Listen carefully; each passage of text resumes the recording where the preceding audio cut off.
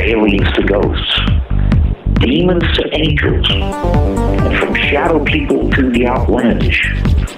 Heidi Hollis is the Outlander.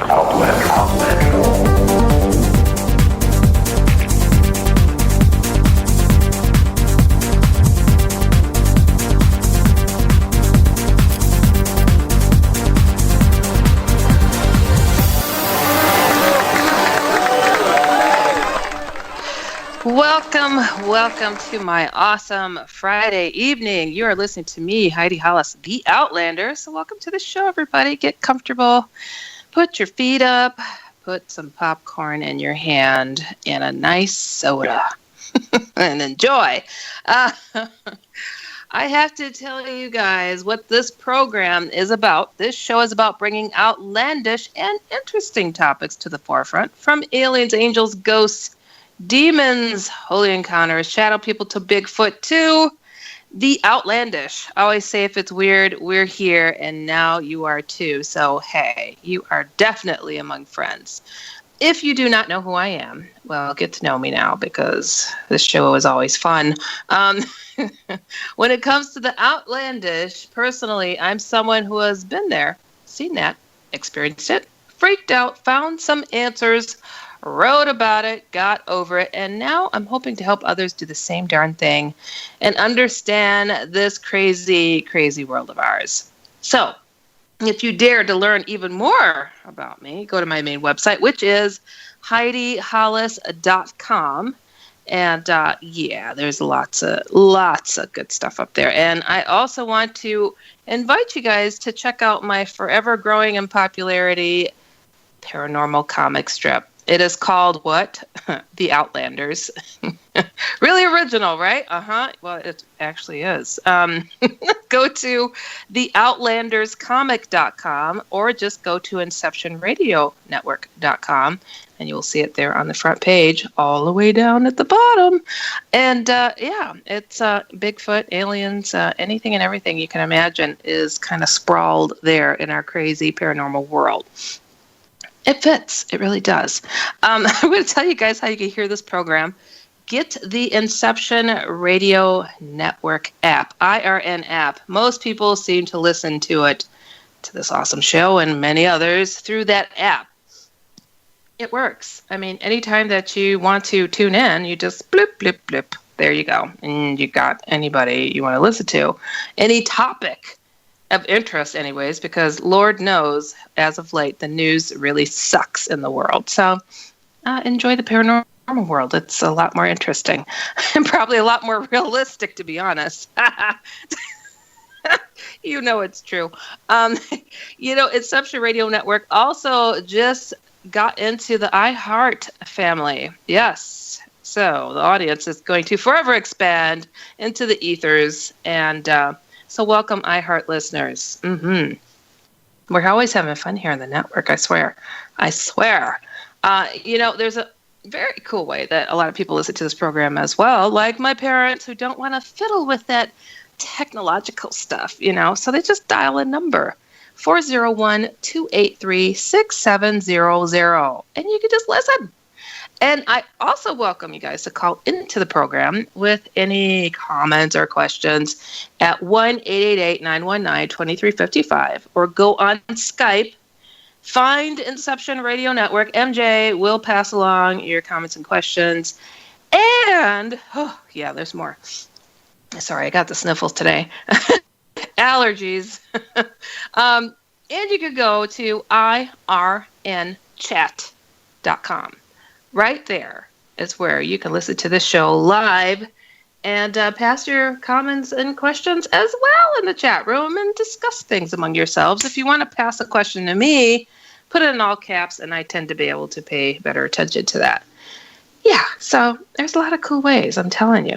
I have been enjoying doing this show for some time now, and I'm never bored, and I hope you're never bored either. And if you have any suggestions for guests to come on this show, I am always open. I am not picky. I swear. Well, hold on. They can't be. Okay, never mind. I'll just filter through them. I don't know if you guys know this, but on Tuesday nights, I have been co-hosting the Kevin Cook Show for a long time as well. So we talk on everything from politics to the paranormal. So be sure to tune in over there, 8 p.m. Central Standard Time, 9 p.m. Eastern, until, it's an hour and a half. So we have fun over there, but sometimes I just would like to wrap my hands around somebody's neck. I ain't going to name names, but it is called the Kevin Cook Show. That's all I'm saying. It's a big hint. I hope he's listening. I want to get on to introducing my fantastic guest for the evening. I got to tell you guys, be sure to still keep your lovely stories coming on in to the Outlandish Corner. I've actually heard from several people who were like, my favorite part is Outlandish Corner, and you've been skipping it lately. I'm sorry. I was trying to do some bigger interviews longer. I was getting some demands for that, and just kind of wanted to mix it up a little bit, because I usually, for the first 30 minutes, would answer and read off different people's emails, or even invite them to come on and chat, call in, and we just chat about what it is they're experiencing. So please keep your emails coming. Just write me at dusoutlander@gmail.com. That's with a D. And I swear, I do get to these emails. Or if you find me on Facebook, feel free to send me messages there. I will also answer and respond to that. I will be doing an all email and caller show very, very soon. So, all right, getting on to the introductions. Dr. Michael Salla is an internationally recognized scholar in international politics, conflict resolution, and U.S. foreign policy. He's taught at universities in the USA and Australia. Love Oz. He is more popularly known as a pioneer in the development of exopolitics, the study of the main actors, institutions, and political processes associated with extraterrestrial life. Dr. Salla wrote the first published book on exopolitics in 2004 and followed this with another examining exopolitics and U.S. foreign policy in 2009. He authored Galactic Diplomacy in 2013, and this was followed by Kennedy's Last Stand in 2013, which investigated the relationship between classified UFOs and the Kennedy assassination. In 2015, he authored Insiders Reveal Secret Space Programs and Extraterrestrial Alliances in 2015. Dr. Salla's latest book is the U.S. Navy's Secret Space Program and Nordic Extraterrestrial Alliance, released March 2017 of this year. His website is exopolitics.org. Everybody, please give a round of applause to Dr. Michael Salla. Woo! Oh, Doc, there. Thank you, and aloha, Heidi. That's a great intro. Thank you. Yes. Aloha to you. You're in the most beautiful state, they say. How's life over there? I'm sure it's absolutely boring. It's great to be able to get into the water here year round, and of course, Hawaii does live up to its reputation. So I'm very happy to be living here. Oh, you're bored to death. Just come on, don't make it sound so darn tempting, okay? Gotta tease. So, my goodness, this new book of yours, it kind of goes hand in hand with that last book of yours, Secret Space Programs, and now the Navy is in on it too? My gosh. Well, that's right. Yes, after I wrote the first book, there was a new whistleblower. Well, actually, he's not a whistleblower. He's more a ex-Navy operative, and has been working with various aerospace companies for decades. And he came forward and he just added much more information about the Navy's role in this secret space program that has these large space battle groups out there. And he just has a phenomenal amount of information and experience in terms of helping design these and getting intelligence on what is out there. And that's William Tompkins, who's 94. Wow! Just turned 94 in May of this year. So he really is a wealth of knowledge, and so I was very happy to be able to meet him and interview him, and a lot of his information basically actually was what led to this second book on secret space programs that focuses on the Navy. Holy smokes! So he's 94. So we're talking about this goes pretty far back then, correct? Well, he was there in terms of the very beginning of how the Navy got involved in all of this. He talks about the Los Angeles air raid in 1942. He was actually a witness. He was living in Los Angeles, Long Beach, the Long Beach area, and he witnessed the flying saucers that overflew Los Angeles and was basically covered at length by the media because there was a famous artillery barrage. Several thousand artillery shells were launched into the sky. And the next day, basically, the Navy and the Army secretaries released statements saying that, there was nothing up there, or, we don't know what it was that was up there, and, that's it. But what we do know from and others is that, in fact, this was the beginning of the flying saucer age for the United States. Because the US actually recovered 2 flying saucers from that 1942 incident in February. And that basically set off a whole chain of events that culminated in the Navy eventually developing space battle groups, based on the anti-gravity propulsion systems that they found in these craft that had been recovered, and also, based on what William Tompkins learned from Germany, which at the time was developing flying saucer prototypes. Tompkins was actually part of that as well. He was serving during the Second World War. He was based at Naval Air Station San Diego throughout the Second World War, and he had a covert assignment to basically be part of the briefings of Navy spies embedded through the German aerospace community, who would report back and reveal what it was the Germans were working on. So, from all of that information, the Navy was able to act on that, and Bill Tompkins was part of it from the very beginning. Oh, boy, did you strike gold. Wow, that's pretty amazing. I mean, to have someone that was an absolute witness and knows all of the beginnings, that's quite unheard of. I have to tell you, Doctor, as of like the past couple of months, I don't know what is going on out there in the world, but there's a lot of people stepping forward, talking about what they've witnessed and what they know. And I'm talking about, I have had 4 personally tell me stories that have blown my mind that they have not shared out there in the world just yet. What is happening? I mean, is there like an expiration date on when people are supposed to disclose? I mean, do they sign a contract that says in the year 2017, spill your guts? I mean, what is this? Well, I think it really is a reflection of the mass consciousness. People at a collective level. I think that at an unconscious level, they're deciding that they're ready for this, that they're ready to move into this kind of era of open disclosure.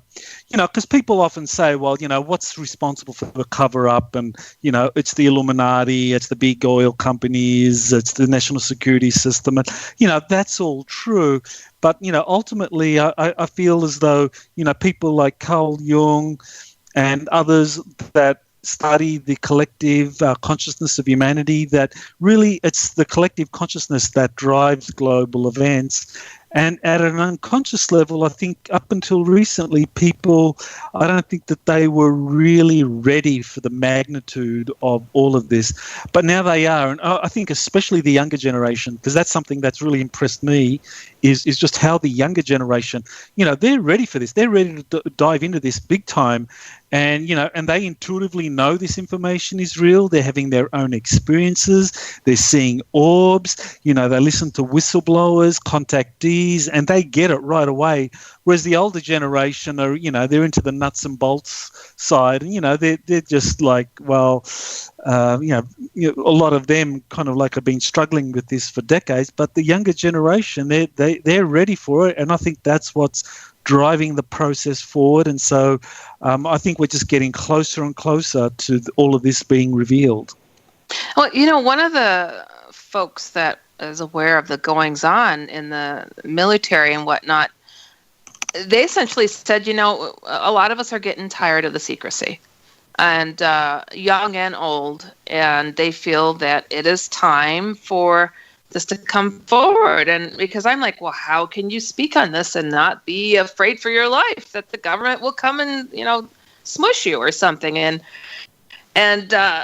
this person was very much like, there's others that support me stepping forward. I was like, well, cool. It's like, it's fascinating to me. It's, just really shocking. I sometimes wonder, there's a target painted on my back, like, talk to me about weird stuff.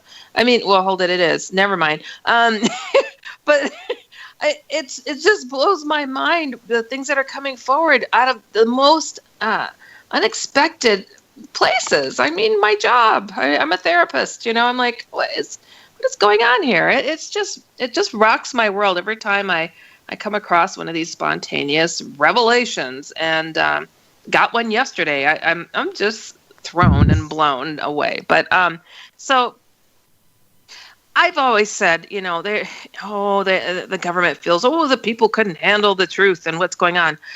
But who runs the government? People, I hope, and they're handling it just fine. So I'm not surprised that any generation could handle these bits of information. So in speaking to Mr. Tompkins and how things began, I'm just darn curious how they handled it in the beginning. Were they all freaked out and fumbling and, wanting to shoot at everything that moved?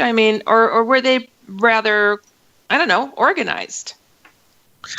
They were, there was a lot of disbelief over how advanced Nazi Germany had gotten in the study of these flying saucer craft, because basically throughout the 1920s and the 1930s, Germany was really pursuing developing flying saucer technologies based on psychic communications. This was something that Western scientists and national security establishments, they just kind of dismissed that idea. But in Germany, they took it very seriously. There were a lot of top German scientists that understood that there was a really close connection between consciousness and advanced technologies. And the Germans began studying this linkage pretty early on. And so by the 1940s, when after the war began and the US recovered its first flying saucers from the Los Angeles craft, and then they started getting intelligence reports from these Navy spies that had embedded themselves in the top German aerospace companies, and they're getting these fantastic reports about the kind of technologies that the Germans had developed and their communications and their dealings with different, extraterrestrial civilizations. And at the beginning, the top brass in the Navy really had difficulty accepting this. They thought it was a lot of disinformation. And I think it was only in 1946-47 with Operation High Jump when the Navy sent a flotilla down to Antarctica to investigate these rumors of Nazi Germany establishing secret bases under Antarctica with these advanced flying saucer craft, that the Navy finally had its, come to Jesus moment where it was like, wow, this stuff is real.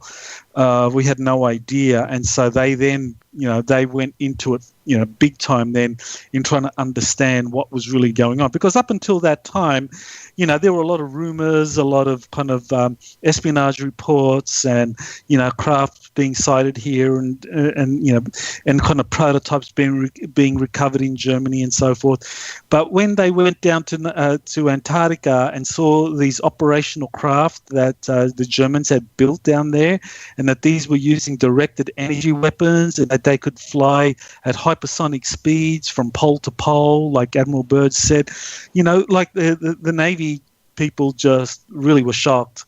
And since that time, they've been playing catch up. Wow, it would seem so. Hey, there's been people who have witnessed the government still toying with different crafts. I mean, way past the 40s. And I can't help but to think that they are still, how can I say, carjacking UFOs whenever they can, the latest models, and still trying to figure them out. I mean, is that a possibility? Because some of the witnesses are like, hey, I saw them testing something and they weren't getting it right. And it wasn't way back when, Mm-hmm. Well, it'd be interesting to hear what the witnesses have to say. I know that it took them a long time to kind of like really perfect these technologies. I think it was only in the 1970s and 80s that, the Navy in particular and the Air Force were able to develop operational flying saucer craft of their own that were able to travel, to the moon, to Mars and elsewhere.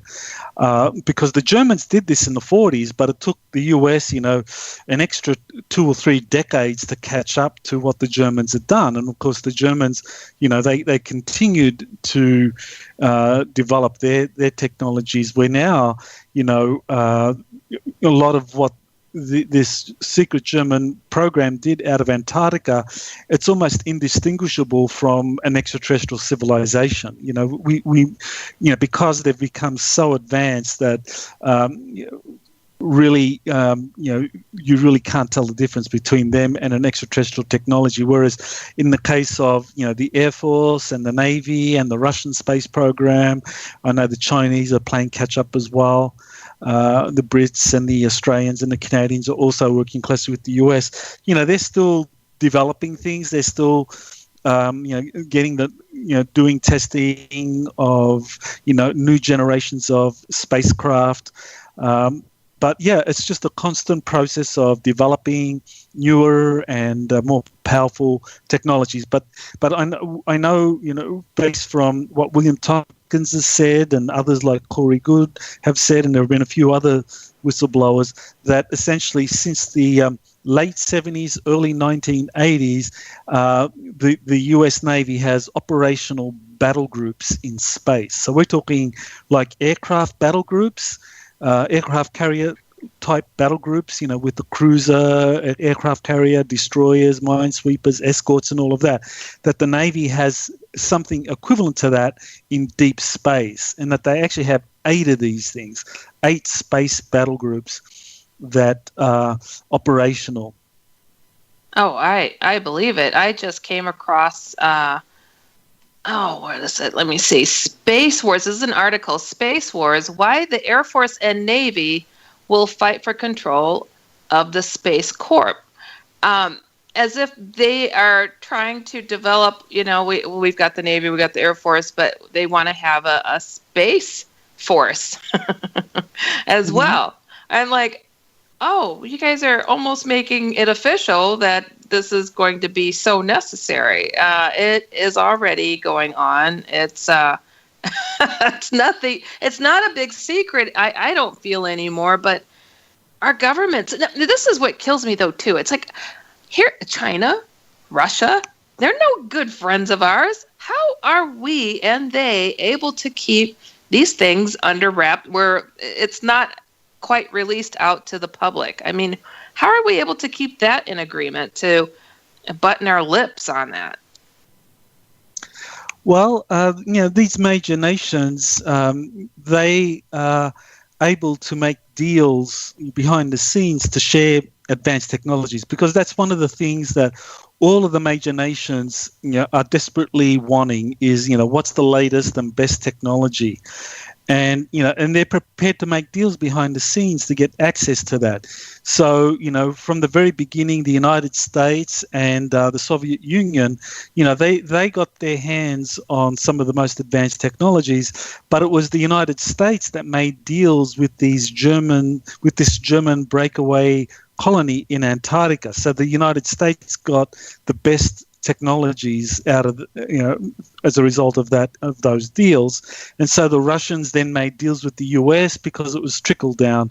They were hoping that they'd get something from the US end, and then the Chinese kind of come in and do the same thing, because there's no way that major nations like Russia or China are ever going to get into sort of a military conflict with a country like the United States, which has all of these incredibly sophisticated covert technologies with space capabilities, where essentially from deep space they could obliterate the kind of industrial manufacturing and population centers of other countries without using nuclear weapons. This is kind of like really advanced space technologies that they have. So you said early 80s was when they finally developed something that was space-worthy. So where have they gone? How far have they gone? I'm dying to know, because it's people have been catching stuff on their personal telescopes for a very long time, and they're like, hey, that shouldn't be there. What's that doing? So how far are these things going, and where are they settled at? Sure. Well, I cover this kind of like at length in the Navy secret space program book, but basically, in a nutshell, we need, as far as the US is concerned, we need to think of the Air Force with the intelligence community, the National Reconnaissance Office, the Defense Intelligence Agency, NSA. What they did was that they began in the 1970s, 60s and 70s in deploying stealth space stations around the Earth. So these space stations, there are at least two of them. They're deployed around 500 miles in orbit, and basically they've been there since the early 70s, and they're there to kind of like form a kind of surveillance system, not only of the planet Earth, but also of the space environment near the Earth. And so the Air Force has these space stations, and also some anti-gravity craft and hypersonic vehicles like the Aurora SR-74 that is able to service these space stations, and also anti-gravity vehicles like the TR-3B that is able to do kind of like travel to distances, like travel from here to the moon, and also capable of doing some long distance flights like to Mars. But that's about it as far as the Air Force is concerned, and the Air Force is aware of a base on Mars. The Navy program is much more sophisticated, just as it's as far ahead of the Air Force program as the Air Force program is ahead of the NASA program. Just that gives you kind of an idea of understanding how you're creating a new rivalry among Air Force versus Navy guys. You know that, right? When the Air Force guys found. Yeah, well, when the Air Force guys found out about this, that there was this kind of Navy space program, they were very angry, because they thought that they were the expression I was told was that they thought that they were the quote tip of the spear, and now they find out that they're the effing Coast Guard. Yeah, they don't like that. They don't like that, because they really thought they had the best stuff. But the Navy has these battle groups that deploys in deep space, and they're able to go to the outer reaches of our solar system. That's where they regularly deploy throughout our solar system, actually into the Kuiper belt, which is well beyond the orbit of Neptune, and that they have some bases out there in the Kuiper belt. And so the Navy space program has a much broader space of operations in terms of operating throughout our solar system, and so they're way ahead of anything that the Air Force has. So for the Air Force guys, they really having trouble accepting this information that the Navy has this program, but they do, and the Navy has always been much better at keeping secrets. Anyone can confirm this. You do a Google search on virtually any 4-star Air Force general, and you'll find you'll find lots of biographies. The Air Force typically has biography pages, lots of information. You try and do that. Not the Navy. They are very, they keep their secrets close to their chest. We've got to get to our break. You guys, you're listening to me, Heidi Hollis, the Outlander, and we will be right back. Welcome back, everybody. You're listening to me, Heidi Hollis, the Outlander. Remembering, always if it's weird, we're here. We're giving you advice and insight on outlandish topics. And I have Dr. Michael Salla speaking on exopolitics. Way exopolitic. It's way out there. We're talking about the Navy and their involvement with a very, very secret space program. Everybody's always assumed, this is interesting, Doc. Everybody's always assumed that the Air Force has been behind absolutely everything, even the MyLabs. I've had some, and they wear a white shirt and a navy blue colored tie, and it's like, oh, that is so Air Force. And now we're getting this different insight that it's the Navy. So I'm surprised. Do you think? I mean, are they launching these?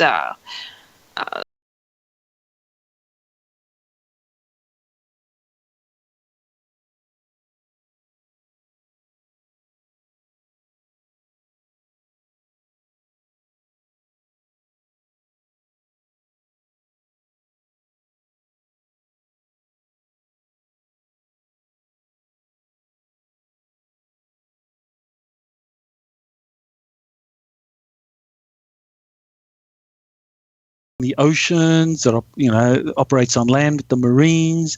In the air, it's got its air wing. You're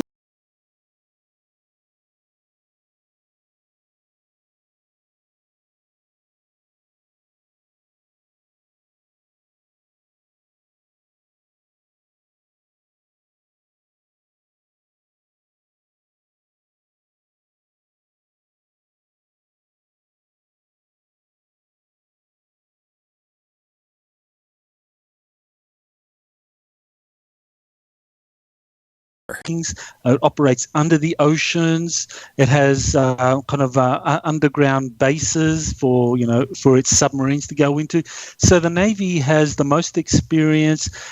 It operates throughout the planet, all over the planet. It's using the oceans. It can go anywhere, and so it's able to do things in much more secrecy than the Air Force.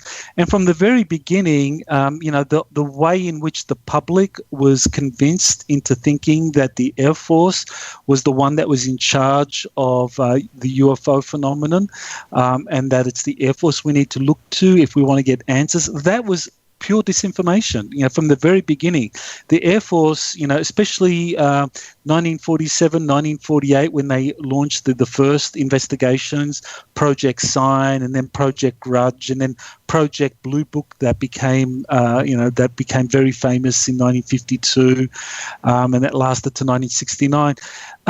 That was really a ploy to get the public's attention away from the Navy and onto the Air Force, and just focus on the Air Force as having the answers to this phenomenon. But the Air Force never really had all the answers to it at all, because the Navy was the one that, during the Second World War, it was the one that was getting all of the intelligence on what Nazi Germany was doing. It had its own secret facilities for reverse engineering craft. It was actually working with different extraterrestrial groups. This is something that William Tompkins has pointed out, that the Navy was working with some leading aerospace companies where extraterrestrials had secretly infiltrated and were helping the engineers and the architects for these companies come up with the designs for these future space battle groups. So the Navy had this kind of relationship, a cooperative relationship with a kind of more positive group of extraterrestrials that are human-looking. People often refer to them as Nordics, but they're not necessarily Scandinavian-looking. They're just, human-looking. And that the Navy has been working with these people for a long, long time. And for example, You could have an aircraft carrier out there with a battle group and an admiral running the battle group, and you can have one of these Nordic flying saucers landing on the aircraft carrier and having a kind of diplomatic exchange with the Navy, top Navy officials, without, in total secrecy, because, an aircraft carrier can be anywhere on the ocean. So the Navy has always been the military institution in the United States that has known the most about all of these topics: extraterrestrial life, Nazi anti-gravity programs, and advanced spacecraft using these kind of exotic propulsion systems. My goodness. Well, I get it why we would have agreements and negotiate with more advanced beings such as these Nordic types, but what's their interest in us? What's the trade-off? I mean, what do we really have to offer that would be equivalent to us advancing so far? Well, based on all the research I have, extraterrestrials basically have been genetically experimenting on surface humanity for up to 500,000 years. So, there is not a time in our human history where we can say extraterrestrials were not involved with us in some way, whether it's through genetic engineering, whether it's through helping build a civilization, whether it's through providing kind of inspiration for religious texts. That is part of our history. And that there are different groups of extraterrestrials that have been doing this, that not all the extraterrestrial groups are on the same page when it comes to the future of humanity. Some groups see us as kind of like a very primitive, aggressive, savage species that needs to be controlled. We need to have a tight leash over us. Whereas other groups say that, well, humanity has the spark of God within them. They're capable of following their kind of inner divine guidance. So we need to give them space so that they can kind of like get to follow that kind of inner light and develop a culture and a civilization which is more reflective of their true potential as a species. So, you have diametrically opposite perspectives on us as a civilization by different extraterrestrial groups. So it all depends on, which extraterrestrial group has more influence and which organization is more responsive to them. So I think, for example, the Air Force has been working much more with a kind of extraterrestrial groups who have a much more negative view of humanity, that they're more into control and manipulation. Whereas the Navy have a kind of relationship with, a more positive group who really do see humanity as having great potential and want to kind of like give us the opportunity to find our way. Yeah, because, oftentimes I run into these folks who are like, all aliens are good and they're here to just be loved. And I'm like, no, just because they have a shinier, fancier ride doesn't mean that they're more advanced socially or emotionally. It's just blows my mind. So I'm glad that you mentioned that, they're not all fuzzy and warm on the inside or outside, because there's a lot of horrible stories out there. And I don't know where you sit on the idea of the government masquerading around as aliens, abducting people, trying to make them believe they're aliens abducting people. Where do you sit on that opinion, and is that a reality? Okay, well, that's something that Stephen Greer has been pushing.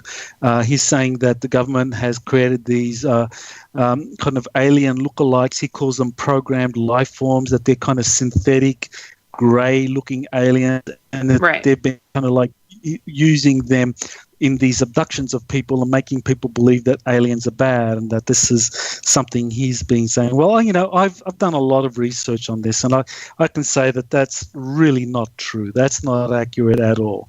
That there are grey extraterrestrials that are, I think that they are kind of synthetic, and that they are working under other groups. I think there are some grey aliens that are kind of like working closely with the Air Force in particular and under control of Air Force officials. But I think by and large, most of these greys aliens are working either independently or underneath other more evolved extraterrestrials, such as the reptilians or the praying mantis. And even some human-looking extraterrestrials use the grey. Yeah, like the Travis Walton case. That was a Nordic-looking type that was directing the grey beings that were abducting him. Exactly. So we really need to think of these greys as kind of like like an artificial life form, like a synthetic life form, and it's really whoever programs them and whatever purpose they put them to, that's going to be the key in understanding their impact. And so for some groups, this is the kind of reptilian group, the Air Force group. I think that they use these greys for kind of like abductions and doing kind of all kinds of genetic experiments on people. And other groups might have more benign designs for these greys. And also, I think that there are some greys that are kind of following that path to, complete independence and autonomy, that, don't want to be controlled or manipulated by other groups. And so they're trying to find their own way. And so that's kind of like, we have people like Daryl Anker talking about the Essassani. So, I think, there are many different groups. We really need to be careful about generalizing. We can't say that all greys are bad, all reptilians are bad, all Nordics are good. That it's not as simple as that. There's a lot of crossover. Yeah, well, follow their actions. If they're doing something that isn't cool, it's kind of common sense. But I'm like, if they're programmable, it's something that probably somebody like Walmart will soon be able to purchase the rights to put it out there or something. My goodness, these beings, if we have the access, if our governments have the access to these beings and are able to access so much technology, and they're just using it to fly in outer space and do all these cool little doodads. Why not do more for the planet that we have already instead of looking at the other ones? We've got gazillions of little pellets of plastic floating in the oceans, killing our creatures. We've got oil spills that have destroyed so much, and there's so much that could be rectified here. But it doesn't sound like our rotten, good-for-nothing governments are really aiming to help this planet. They're helping themselves to have fun. If you ask any guy, like, what would you make if you had no limit on cash? And it's like, I make the fastest car that I can make, or it's always about really cool things that they can make to zip around and check something out. And it's like, slow it down and back up and have a look around, have a heart with what it is that you're really asking for if you have the ability to. Is any of that being done? Or to cure cancer, for crying out loud. I know they got the cure. Why are they not having a heart in these conversations they're having with these so-called advanced beings then? Well, I think we really need to separate the government from the secret government, or people call it the deep state, or the shadow government, or the Illuminati. But essentially, these are groups of people that really have psychopathic tendencies, that they are all I think that's so true. Yeah, they're all about control. They're all about kind of like manipulating the rest of humanity. And there have been studies that show that, somewhere, that 1% of the population are genetically psychopaths, and another 4% are sociopaths, which is, through environmental conditions that they, lack that empathic connection. So that means, 95% of the rest of humanity are capable of that basic empathic connection with another person, where something like killing another person, is deeply shocking and upsetting. And you really need to train people. That's what the military does. It trains people to make it feel like it's okay to kill another human being because you're doing it for this, this, and this, and this reason. But, but basically for 95% of humanity, killing another person is deeply traumatic at some level, whereas for the sociopaths and the psychopaths, it really means very little to them. They can do it without a second thought. And these are the people that really are the ones that are in control of major corporations, that they're in control of governments, they identify bright, up-and-coming politicians or corporate executives. They ensnare them in some kind of,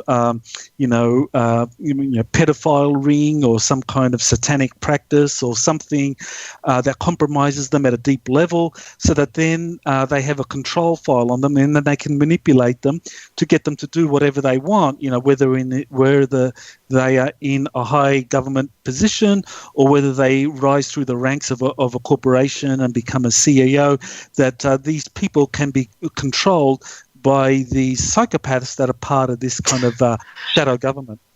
Ugh, it's disgusting. It really is. Somebody's got to be cross-checking these fools. I mean, oh my head. Anyways, I wanted to get on to some of the good juicy bits that are in your book. I guess a good place to start off is, who is Leslie Stevens and what is going on with his dealings in Hollywood?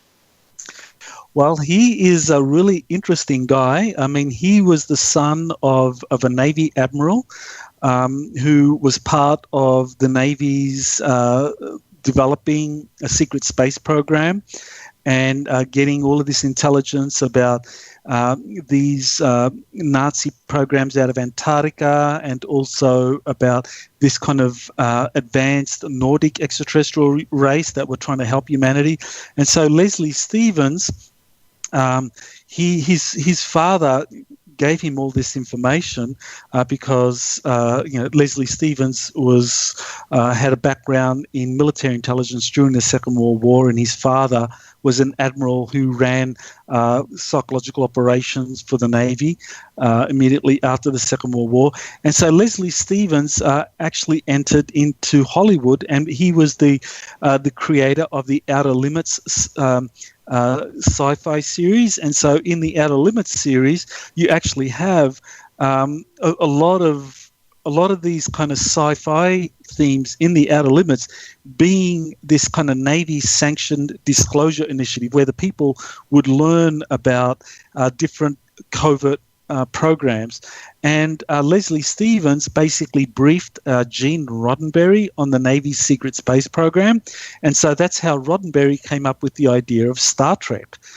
So Star Trek really was something that wasn't just a result of Gene Roddenberry's creativity. It was because he was helped by Leslie Stevens to come up with this idea of a kind of this advanced human-looking civilization that operated in deep space, which was very ethical, and that was kind of like an explorer type civilization, and so these were ideas that Roddenberry got from Stevens, who had in turn gotten them from his father, who was familiar with this kind of Nordic extraterrestrial civilization that operated in this way. So in other words, the Star Trek series was actually inspired by a real life kind of Nordic human-looking civilization, very much like the Federation of Planets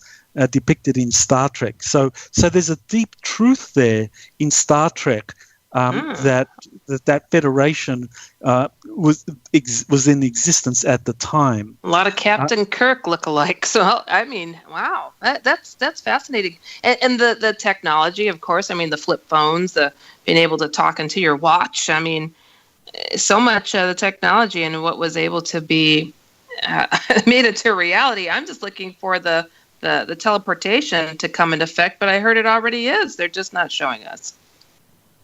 Oh, it is, exactly. They already have it. They've been developing and testing that since the 1960s and 70s, these kinds of teleportation devices. And they just these are still very highly classified programs. They're not sharing it. At the moment, though, the open source literature does refer to, teleportation being viable with photons.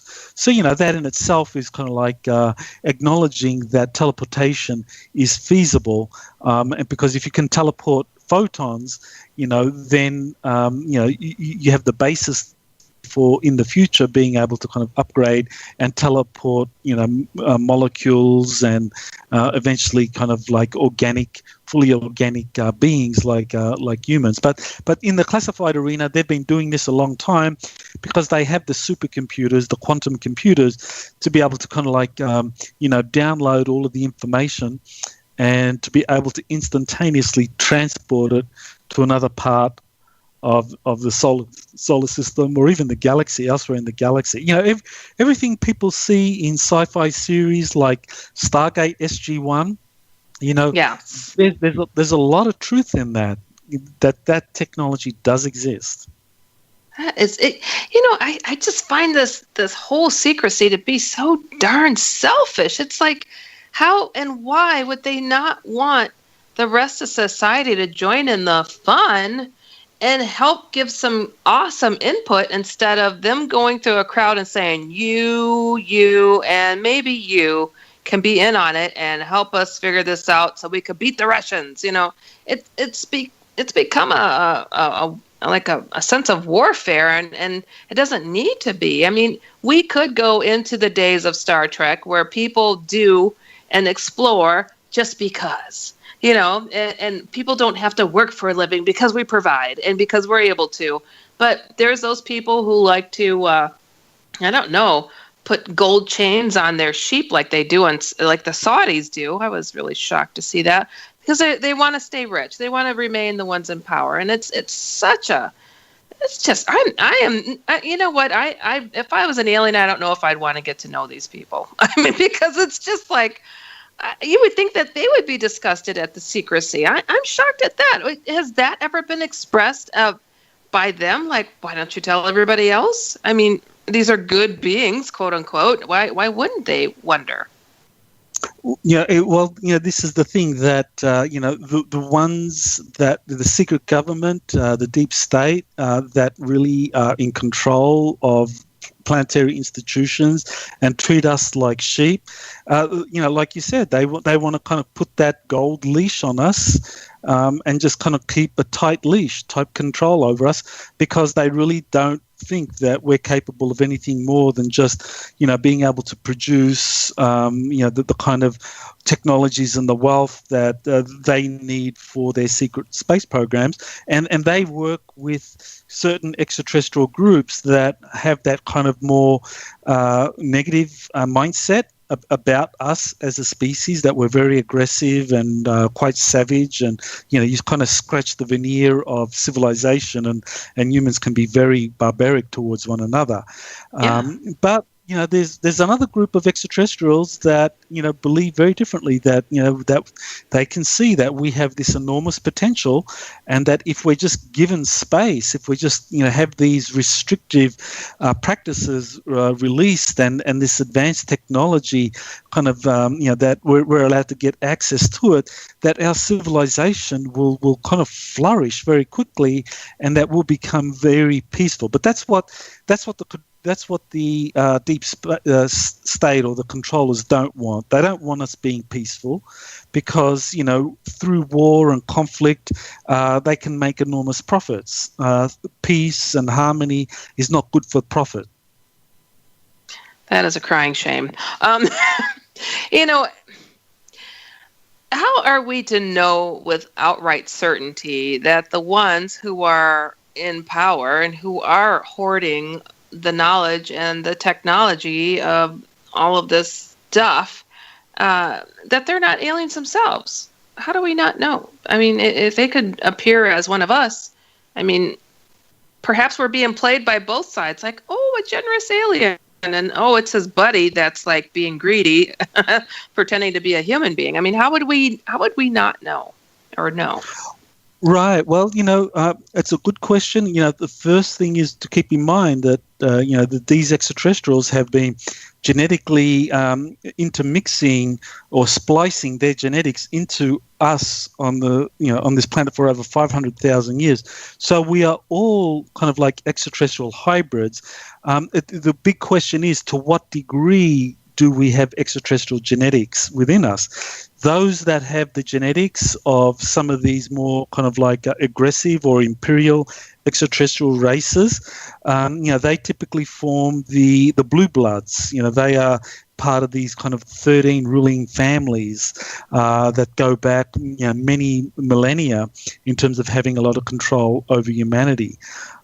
So they have a lot of they have the genetics of a particular extraterrestrial group that has more influence in them, and others we might be reflective of other more positive extraterrestrial groups. But we are kind of outside of the ruling elite families that monopolize wealth, because capitalism is really good for psychopaths that want to basically monopolize wealth. Capitalism is designed. We've got to get to our next break. You guys are listening to me, Heidi Hollis, the Outlander, and we will be right back. Welcome back. You are listening to me, Heidi Hollis, the Outlander. Remembering always, if it's weird, we're here. And we are speaking with Dr. Salla in regards to exopolitics, in regards to the crazy madness called the secret space program that the Navy and Air Force are both involved in. Oh my gosh, it runs so deep. And I'm sorry for interrupting you, but I don't know if you recall where your thought was on it, but I'll give you the floor, Dr. Salla. I actually don't recall where we left off. It's all good. I mean, I have a question that was posted in the chat room by Carol, and you said that you're aware of this. What your take is on Project Serpo? Sure. Well, Project Serpo, I think, is something connected to the Air Force's relationship with a group of extraterrestrials that that are kind of like grey, that are part of that kind of synthetic grey lineage, and that this group has been working with the Air Force for several decades, and in the 1960s, 1970s, that they participated in an exchange program where I think it was about a dozen Air Force personnel were allowed to be taken by this group of extraterrestrials to their home world. I think it's kind of the planet Serpo in the Zeta Reticulum star system, as I kind of vaguely recall it. But nevertheless, and there was a group of these grey aliens that worked with the Air Force in their various secret programs. And so the Project Serpo material was the release of a lot of information pertaining to that by a group of anonymous whistleblowers that were associated with the Defense Intelligence Agency. And very recently, really only I think it was about 2 months ago, there was another Defense Intelligence Agency document that was leaked, which gave a lot more information about this exchange program. So, essentially this is a program... Like foreign exchange students or something? Well, kind of like that, where you have the Air Force doing this exchange with this group of extraterrestrials from the planet Serpo. And that way, there can be a kind of information sharing, a cultural kind of acclimation program developing. So this was, with the Air Force, Defense Intelligence Agency, the NRO, which, as I mentioned earlier, is a separate program to what the Navy has been doing in terms of its own relationship with extraterrestrials, and in particular a Nordic human-looking group. So these are different programs, but nevertheless, I think that the Air Force, they were able to get information from these exchanges that helped them with their program development. It's amazing how the right hand doesn't know what the left hand is doing. I mean, with different aliens, the Navy versus the Air Force, and I don't know. I just think, with more cooperation, the more likely the further you'll get an understanding and development. So I don't understand their division. I mean, are they that prideful, like Air Force, Navy? I know how they get in, who's better than the other, but that's just a little nuts. When it comes to, and you were speaking about Leslie Stevens earlier, and he also developed my favorite television sci-fi series, Battlestar Galactica. Why do you believe that was an example of soft disclosure to an extent? Well, that Battlestar Galactica, the pilot episode for that was actually written by Leslie Stevens, and he helped Glenn Larson, who is attributed as the creator of the Battlestar Galactica series. But in fact, the person who gave him the information and the insights into this series was, again, Leslie Stevens, the same guy that basically gave Gene Roddenberry the information about Star Trek. Now, Leslie Stevens gave Glenn Larson this information, I think it was in the 70s, early 80s, for the original Battlestar Galactica series, because at that time he had learned how dangerous artificial intelligence was for developing civilizations, that by the time the Navy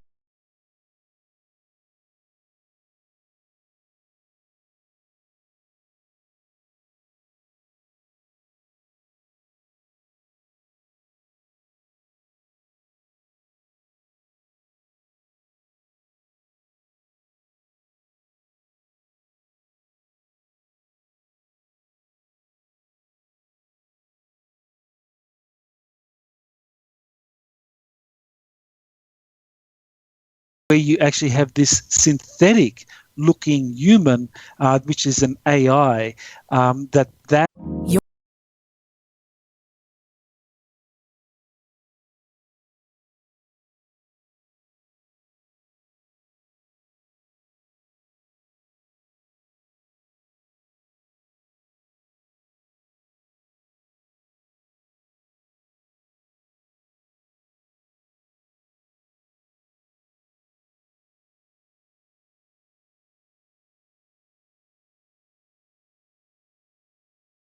actually is something that has happened again and again in our galaxy. So Battlestar Galactica was really this warning, and why. And one of the things to keep in mind about Battlestar Galactica was that it of all the science fiction shows, it is the only one where I believe it was in either 2009 or 2010. I don't have the exact date, but that Battlestar Galactica, the cast and the producers of the series were invited to the United Nations New York headquarters to give a seminar on how on the insights that Battlestar Galactica provides on interspecies communication and conflict resolution. Get out of Dodge. That's interesting. Huh.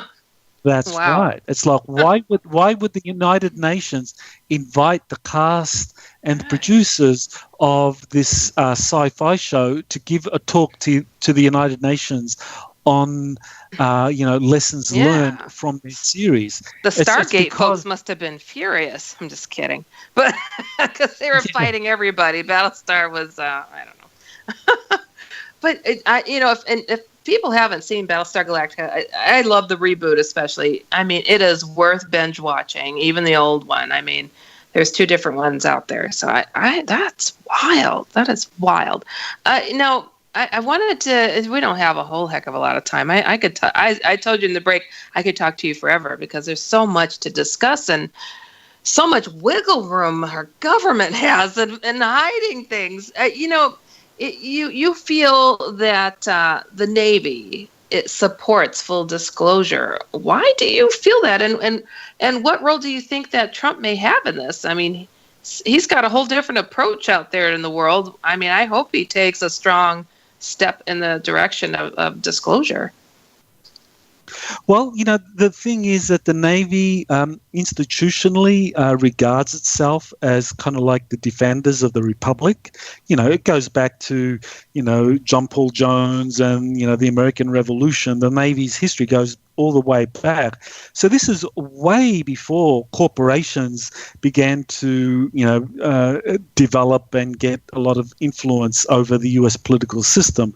And the Navy in particular is very concerned about the growing power of the kind of corporations in controlling the American political system and the media, and how corporations really have created this kind of military-industrial complex that now politicians are really at the beck and call of these major corporations, and who controls the corporations? It's the deep state, the kind of the ruling 13 bloodline families, the Illuminati, and so the Navy has been watching all of this, and so they are very opposed to it, and so they've been from the very beginning encouraging people. Encouraging the disclosure of this information, and you don't have to go too far back. You can see that some of the people that were most in favor of disclosure were people like James Forrestal, who was the Secretary of Defense, Admiral Roscoe Hillenkotter, who was the Director of the Central Intelligence, and he became one of the members of the Board of Directors of the National Investigations Committee for Aerial Phenomenon. John F. Kennedy was a Navy guy. You just go through a long line of people who have been trying to get this information out, and it all comes back to the Navy. So the Navy are behind William Tompkins. They're behind Corey Good. They're behind a number of other whistleblowers who are wanting to come out with this information. So definitely the Navy has always been, along with the Marines, the U.S. Marine Corps are also, but they're part of the Navy. The Department of the Navy includes the Navy service and the Marine Corps service. So the Department of the Navy, of all of the military services, have always been the ones that have been pushing the disclosure issue more strongly than anyone else. And the Air Force is the institution which has, unfortunately been the one that has been most compromised by the corporations and by this more kind of regressive extraterrestrial faction. So if they're in support of disclosure, then why the MyLabs? Why the military abductions? What are they trying to accomplish with that, and who's doing that then? Well, if you look at the descriptions of the MyLabs, you'll find that most of them, where people see Air Force officers or they're taken to Air Force facilities. I struggle to think of any kind of abductee that talks about an abduction involving the Navy. Typically, it's always involving Air Force, because the Air Force does work with these kind of extraterrestrial groups that are more into control and manipulating the population, doing kind of regressive mind control and genetic experiments and so forth. That these are, by and large, Air Force collusion in these MyLabs. I see. It's sad that our own people are allowing for this type of infiltration and abduction and mutilation of their own people, their own kind. I mean, is it really worth, even a single life to be disrupted to get a shiny new ship? I mean, that's just, I don't get it. And I don't know.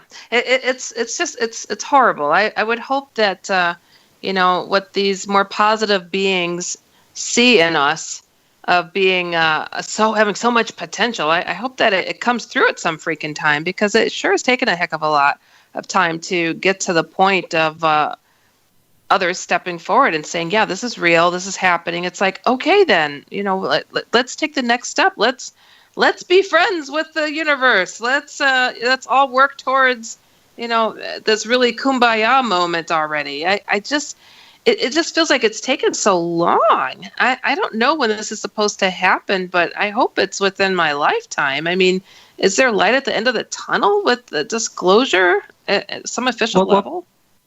Well, definitely, like what you're doing now with your radio show, the Outlander, and so many similar shows where people are getting this information out there. You got to think about it, that it's only been, 10 years or less that we've actually had an alternative media where the internet has grown to the point where, people can set up their podcasts and set up their YouTube channels and, set up blog sites and make an income and kind of like get the message out. And now the alternative media is just continuing to grow. And I think that as the alternative media continues to grow, more and more people get information by listening to your show, and so many hundreds of other kind of shows that are kind of doing this kind of work in getting these alternative information out there. And I think that's going to grow. We know now, for example, Alex Jones, Infowars.com, that's become this kind of 800-pound gorilla now. The kind of mainstream media are all running scared of Alex Jones. Well, eventually, a lot of shows like yours and many others, Coast to Coast AM, they're going to become 800-pound gorillas, and the mainstream media be running scared of, what you're covering in your show next week and so forth. Fingers crossed. Well, that's where we're going. That's the direction, and I think. I don't think it'll take 10 years. I think it'll be a lot less than that, because that's where the people are going. People by and large are deserting the mainstream media, and they're getting their news for what's really happening out there from the mainstream, from the alternative media. And that means that eventually they're going to find their way to shows like yours. Yeah, it is. Things are growing with this entire network. This show gets about 550,000 listeners. The other one I do on Tuesday is about 900,000. I mean, people are looking for alternative access to what's really going on. But we do have those folks that are like, okay, you told us a cool story, but where's the proof? Where's the evidence? Who is this Tompkins guy? How can we hand that to the folks for them to really allow it to sink in their heads? This is real, people. Well, in the book, the Navy Secret Space Program book, I have a lot of documents in there, either from William Tompkins or from the National Archives, Freedom of Information Act, and I've done interviews with Navy personnel that corroborate what William Tompkins has said. So, people that want that kind of hard evidence, that documentary evidence, and that corroborating kind of witness testimony, it's there. It's available. So Will Tompkins, he's really very helpful because he's got the institutional history, or he knows about what institutions, what companies, what Navy programs have been involved in this, going all the way back to the Second World War. So he's a great asset, and there are many others like him. And and I think as more and more people come forward who have these kind of long associations with the military or corporations and share their information and share whatever documents they have, then, I think, we're going to reach a tipping point where people are going to start taking they're already taking this subject seriously, but I think it'll just help a lot of others that are kind of more nuts and bolts to kind of like get their attention that, this is very real. Oh, it's amazing. Well, I'm hoping that it really sinks into people's heads. I mean, all we can do is put it out there and let them filter through it and cross our fingers. Have you personally had any issues happen to you? Because you have touched on some pretty touchy topics. Well, I haven't had anything directly happen to me that explains why I'm doing this research. To me, it was like in 2001. I just had my alarm went off. It was just like at the time I was an assistant professor in the School of International Service at American University, and I heard the Disclosure Project press conference video that Stephen Greer had put together. And I listened to that, and I swear it was like I listened to these 21 witnesses, and everything that they said just resonated as true. It just like I knew these people were telling the truth, and my life was changed after watching that one video. So, I think it was just that was my time. I was ready. I just needed to have someone sound the bell, and Stephen Greer did that with those witnesses that he could put together, and I've been researching it ever since, and really have been enjoying this journey. It is a big rabbit hole, and it's still winding down into these kind of winding dark corridors, but I'm enjoying it every step of the way. I feel as though I'm getting more and more the truth of what's really going on. It sounds like you're really having fun. I mean, it's deep, it's serious, but it is delicious, isn't it?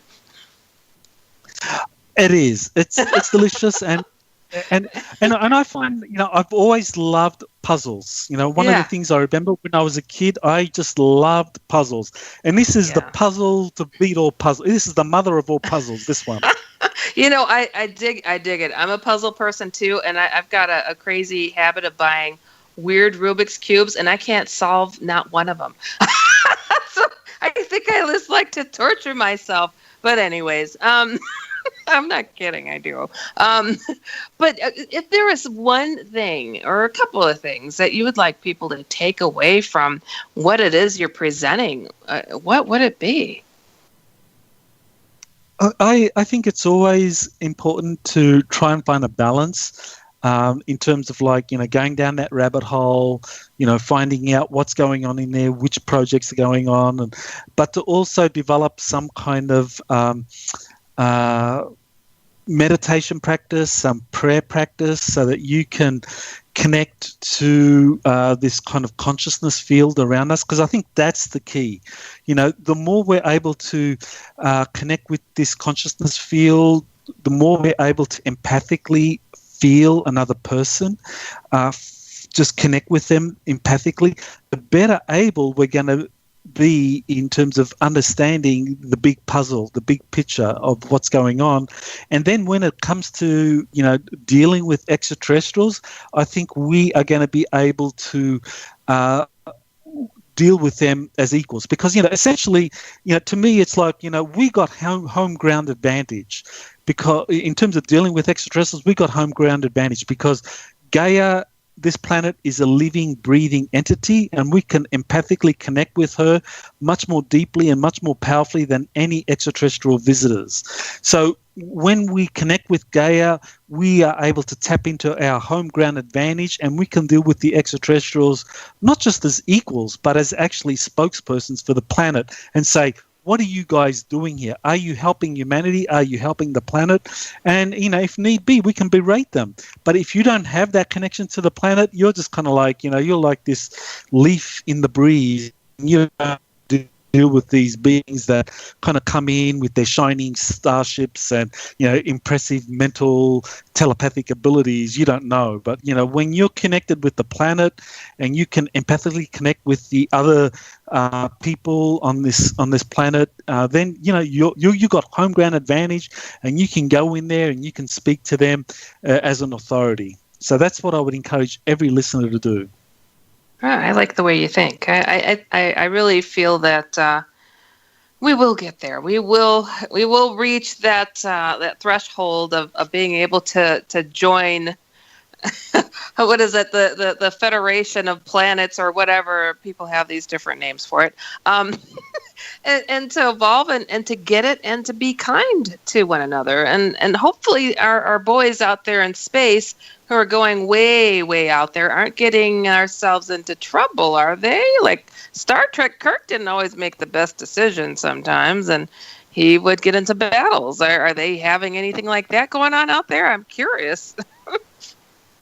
Oh, yeah, there's definitely a lot of that going on. There's a lot of kind of space battles out there. There's a lot of bad things that are happening out there. But I think it's because, these people that are part of these programs, a lot of them are not very kind of spiritual. They're not very, trained to be empathic. And so, we are the ones that have to, get into the positions of authority so that, this kind of more empathic, this kind of, just be kind and respectful and civil to one another, that kind of attitude that is what needs to percolate into these secret space programs and into the hierarchy, and that comes when people like you and your listeners, that you're able to kind of like have some kind of authority and have a voice in this, and to do this we need to have transparency, we need to have disclosure, and then our value system can percolate into the way these secret space programs operate. I'm hoping they stop sending the butt heads out there that will keep butting other people's or other beings' heads then, so we can make some progress. I want people to check out Dr. Salla's newest book, U.S. Navy's Secret Space Program and Nordic Extraterrestrial Alliance, that was released in March. His website, exopolitics.org. This has been very insightful. I have got to have you back on. There's so many more questions to ask, so much more to discuss. I cannot thank you enough for coming on the show this evening. This was a lot of fun. Well, thank you, Heidi, for inviting me, and thanks for all that you do to bring this information out. We are trying. We are so trying. Hold on the line for me, and I'm going to close out the show. Oh my goodness! This is a mouthful of information that has just honestly left me kind of speechless at times. It's like, what? My head is absolutely exploding. You guys, you can catch me here every Friday, 8 p.m. Central, 9 p.m. Eastern. You've been listening to me, Heidi Hollis, the Outlander. Remembering always, if it's weird, we're here. Good night, everybody.